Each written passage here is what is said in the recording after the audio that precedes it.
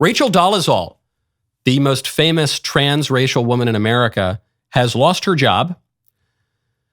She obviously previously lost her job as a major black rights activist because she lied about being black and she's actually white as the freshly driven snow. So she lost that job and then she fell into some financial hard times. And then she got a new job working at an elementary school and she's lost that job. And I feel a great deal of pity for Rachel Dolezal, in part because she's got a screw loose, in part because whatever the cause of her madness, certainly part of that cause was our society, our social madness that says that white people are evil and black people are angelic. And therefore, if you're a white person, you might want to just try to pretend to be black because it's the only way to have any virtue whatsoever. And she really took that lesson quite to heart. I have a great deal of pity for her. But she should have been fired. Obviously. The story here with Rachel Dolezal is that she lost her job at Catalina Foothills School District. She was an after-school instructor, and she lost that job because she has an OnlyFans account. Yeah, schools should have the right to fire you from working with little kids if you are a prostitute or a pornographer or otherwise doing creepy, immoral things. Yeah, that's true. The libs who encourage, they actually probably think we should prioritize hiring pornographers in elementary schools. And we know that they want gay porn in elementary schools. We know that they're fighting tooth and nail to keep bizarre books like Gender Queer in elementary schools so they can. But they also want to get weirdo adults in there. They promote after-school Satan clubs. It's a real thing. That's not, Google it. It's a real news story. They encourage weird adults to talk about sex to little kids, and including here, I guess Rachel Dolezal did not, she went a bridge too far and so she lost her job. There will be the argument that, well, Rachel Dolezal, look, she keeps that part of her life private, and that when she's not doing porn when she's at the elementary school, that's one kind of life, and then she has her side hustle, and those things are totally separate. The story with regard to Rachel Dolezal is really apt because it's indicative of our broadly schizophrenic culture. Right now, go to woketearswater.com. Are you sick of companies trying to turn you into a big lib? It seems that wokeism is everywhere. It's in the air we breathe. It's even in the water we drink until now. That's why there's this new hydration brand out there with a mission to save America from the brave new woke world, one sip at a time. Woke Tears bottled water is an American brand that is making hydration great again.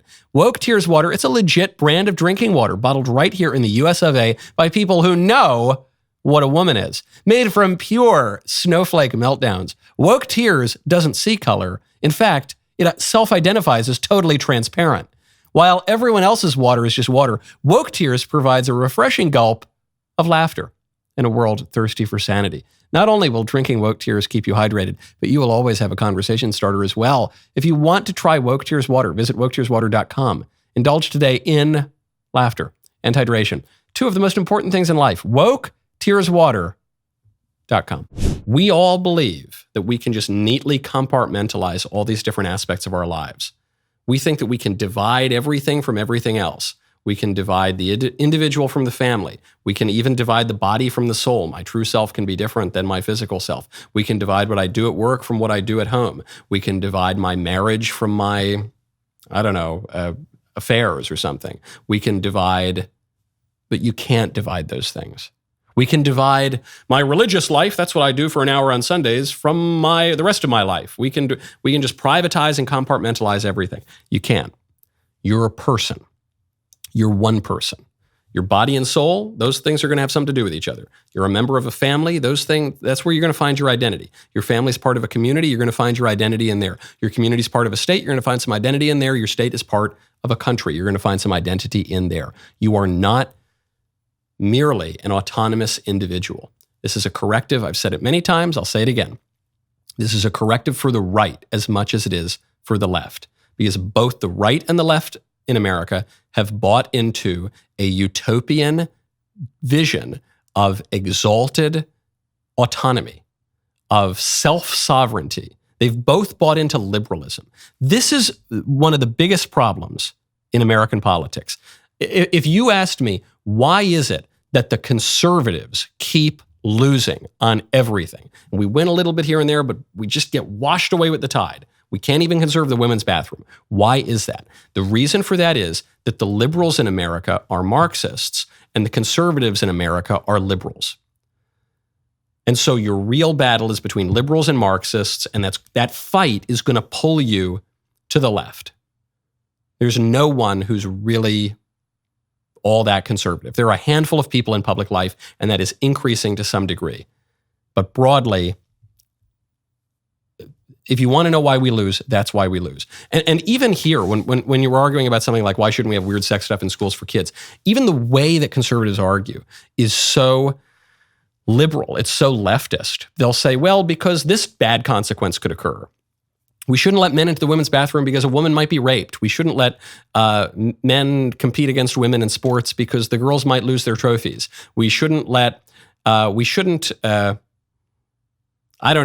even raise taxes because it could lead to this bad economic consequence. We shouldn't open up our borders and not enforce our immigration laws because it leads to more crime and it leads to more drugs and it leads to more. But all of that reasoning is consequentialist reasoning, which is fundamentally a left-wing kind of ethical view. The real answer to all these things, why shouldn't we have pornographers in our elementary schools? Why shouldn't dudes use the women's bathroom? Why should we enforce our immigration laws?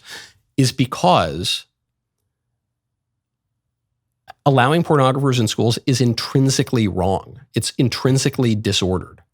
There's no right to pornography in elementary schools. The reason we should enforce our immigration law is because that is the law, and that civil law derives from natural law, and the natural law is correct because the actions in themselves are good or bad. That's conservative reasoning, but no side even talks about that. Big wonder that conservatives continue to lose the culture, and the Republicans who do take the plunge to try to work things out in politics often get so discouraged that they say, I'm going to come home, I can do more good from my own home. That was a very, very good clip. And you know it, and I know it. And now you should ring that bell and subscribe, and that way you'll get many more good clips. We'll see you next time.